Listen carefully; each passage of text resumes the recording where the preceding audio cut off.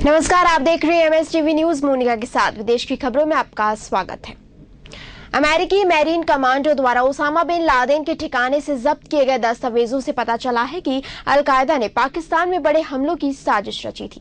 यह जानकारी एक मीडिया रिपोर्ट में सामने आई है। समाचार पत्र डॉन में प्रकाशित एक रिपोर्ट के अनुसार अमेरिकी खुफिया एजेंसी CIA ने पिछले वर्ष मई में ओसामा बिन लादेन के खिलाफ कार्रवाई के दौरान एबटाबाद स्थित उसके ठिकाने से अमेरिकी सील्स कमांडो द्वारा जब्त किए गए दस्तावेजों के आधार पर पाकिस्तान के साथ खुफिया जानकारी साझा की है, जिसमें कहा गया है कि अलकायदा ने पाकिस्तान के अंदर बड़े हमलों की साजिश रची थी।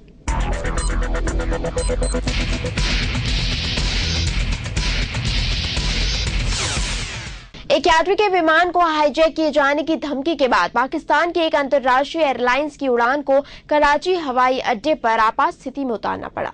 हालांकि लैंडिंग के बाद कमांडो ने धमकी देने वाले यात्री को गिरफ्तार कर लिया। यात्री को उतारने के बाद सुरक्षा बलों ने विमान की तलाशी ली। अपनी गिरफ्तारी पर यात्री ने दावा किया कि उसने अपहरण की धमकी एयर होस्टेस से झगड़े की वजह से दी और उसका विमान का अपहरण करने का कोई इरादा नहीं था। विमान में कितने यात्री सवार थे, इसके बारे में तत्काल पता नहीं चल पाया है।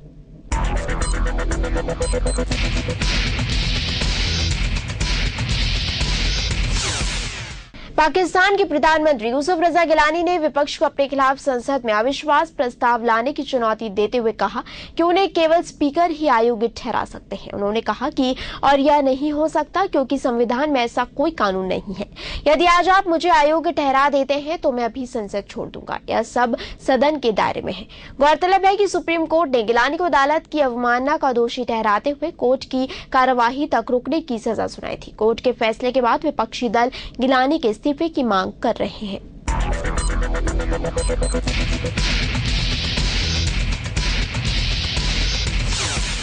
नाइजीरिया के प्रमुख अखबार दिस डे के 2 अलग अलग शहरों में स्थित दफ्तरों में बम विस्फोट हुए। अबूजा में हुए बम विस्फोट में 37 लोगों से ज्यादा की मौत हो गई और 100 लोगों से ज्यादा घायल हो गए। कदूना में हुए विस्फोट में हताहतों की संख्या के बारे में अब तक कोई जानकारी नहीं मिली है।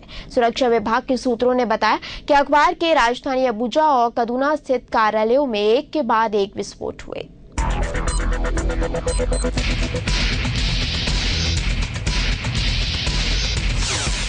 बौद्ध धर्मगुरु पंचेन लामा ने पहली बार चीन की सरजमी के बाहर जाकर हांगकांग में भाषण दिया।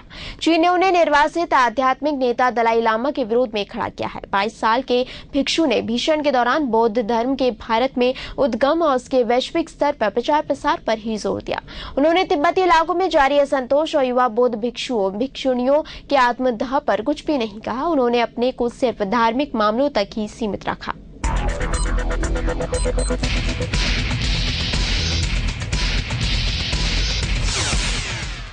अमेरिकी विदेश मंत्रालय ने इस बात की पुष्टि कर दी है कि गुजरात के मुख्यमंत्री नरेंद्र मोदी को अमेरिकी वीजा देने की नीति में कोई परिवर्तन नहीं किया गया है।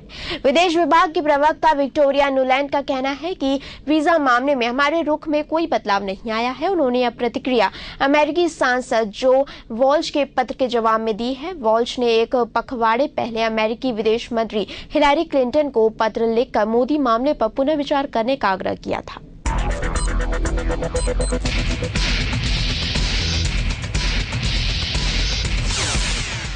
सेक्स स्कैंडलों के मामले में अमेरिकी खुफिया एजेंटों को खासी किरकिरी झेलना पड़ रही है। लगातार सामने आ रहे मामलों ने यह साफ कर दिया है कि एजेंट सेक्स के भूखे हैं। कोलंबिया, ब्राजील के बाद अल सल्वाडोर में भी इस तरह का एक मामला सामने आया है। मीडिया में आई खबरों के मुताबिक मध्य अमेरिकी देश अल सल्वाडोर में राष्ट्रपति की सुरक्षा में तैनात एक दल ने स्ट्रिप क्लब का दौरा किया था और इसमें शामिल लोग यौन कर्मियों को अपने होटल के कमरों में लाए थे। यह ताजा खुलासा कोलंबिया सेक्स स्कैंडल के बाद सामने आया है।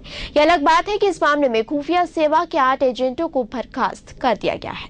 इस बुलेटिन में दीजिए इजाजत। नमस्कार।